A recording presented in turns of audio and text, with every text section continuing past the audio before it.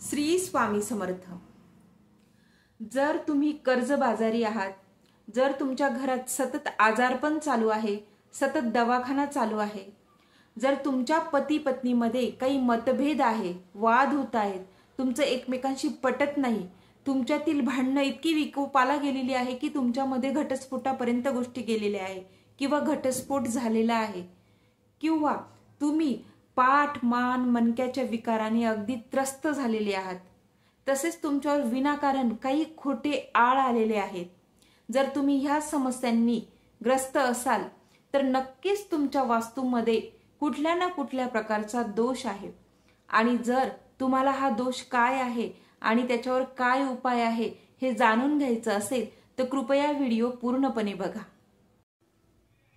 उत्तर आणि ईशान्य या दोन दिशा या आपल्या घरातील खूप महत्त्वाच्या दिशा आहेत। त्यामुळे या दोन दिशांना कधीही कुठल्याही प्रकारचे अवजड सामान ठेवू नये। जर या दोन दिशांना अवजड सामान असेल तर तुम्ही लवकरात लवकर कर्जबाजारी व्हाल। म्हणून ते जे काही अवजड सामान आहे ते तुम्ही पश्चिम किंवा दक्षिण दिशेला ठेवावं। थोडक्यात पश्चिम आणि दक्षिण दिशा या जड कराव्यात।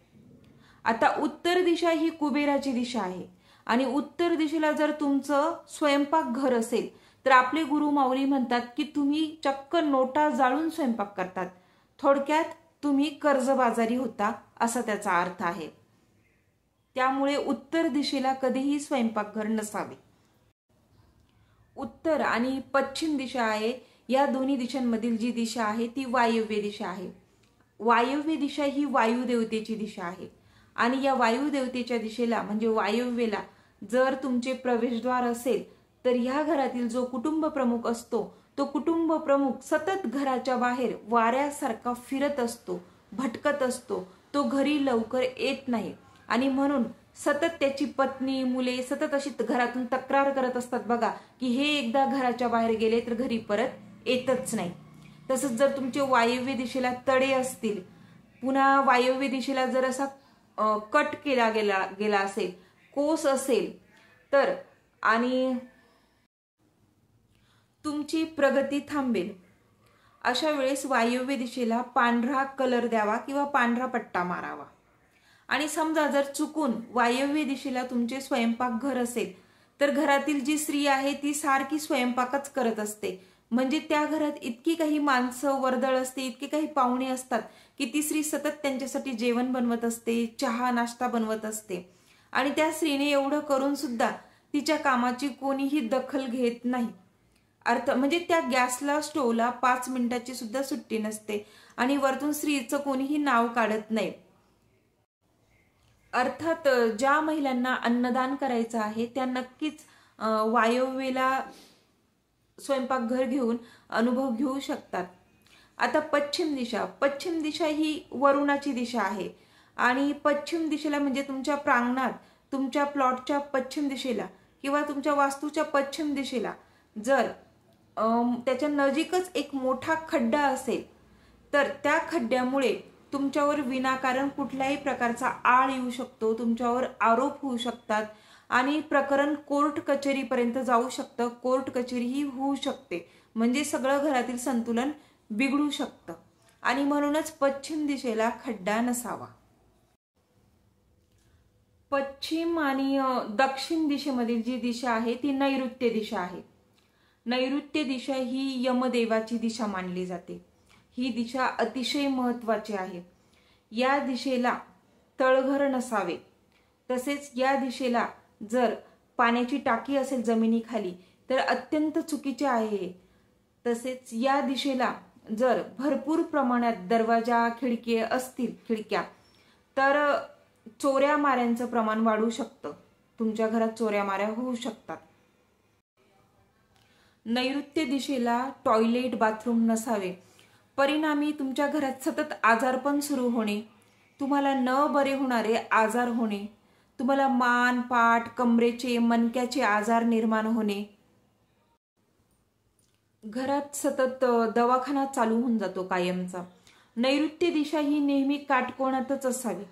नैऋत्य दिशेला जर तडे पडलेले असतील तर पती पत्नीमध्ये कडाक्याचे भांडण होते, त्यांच्यामध्ये मतभेद निर्माण होतात, त्यांच्या दोघांमधील भांडणं इतकी टोकाला जातात की वेळ घटस्फोटापर्यंत वेळ येते, त्यांच्यामध्ये घटस्फोटही होऊ शकतो, त्यांच्यामध्ये कायमचा दुरावा निर्माण होतो.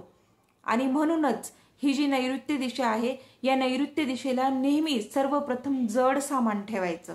ही जी नैऋत्य दिशा असते ही घराच्या मालकाची असते, त्यामुळे या नैऋत्य दिशेलाच घराच्या मालकाचा शयन कक्ष असावा.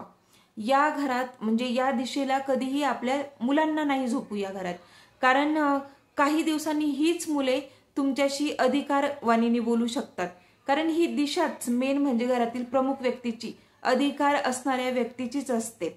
म्हणून चुकूनही या दिशेला तुम्ही छोट्या मुलांना झोपू नका.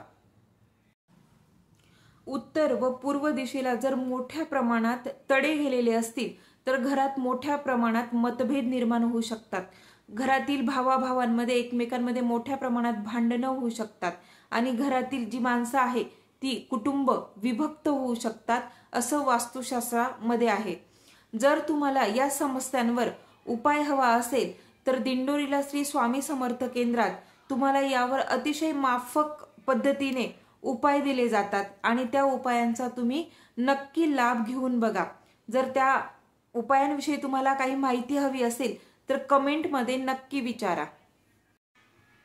घरातील भिंतींना जर तडे पडलेली असतील, घरात जर फाटके कपडे असतील, तुटक्या चपला असतील, बंद पडलेली घड्याळं असतील, फुटलेली भांडी असतील, तर ह्या गोष्टी सुद्धा तुमचा कर्जबाजारीपणा खूप जास्त प्रमाणात वाढवू शकतात. त्यामुळे ह्या अशा गोष्टी घरातून ताबडतोब काढून टाकाव्या.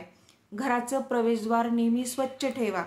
घराच्या प्रवेशद्वारावर किंवा घराच्या भिंतींवर लहान मुलांना कुठलाही कचरा घाण करू देऊ नये किंवा पेन्सिलने चिरखडू ओरखडू देऊ नये. घरातील जाळे जळमटे हे वेळोवेळी साफ करावे. घर वेळोवेळी साफ केलंच गेलं पाहिजे. व्हिडिओ आवडला असेल तर लाईक करा, शेअर करा, सबस्क्राईब करा, बेल आयकॉनवर नक्की क्लिक करा, म्हणजे माझे यापुढीलही व्हिडिओ तुमच्यापर्यंत येऊन पोहोचतील. श्री स्वामी समर्थ.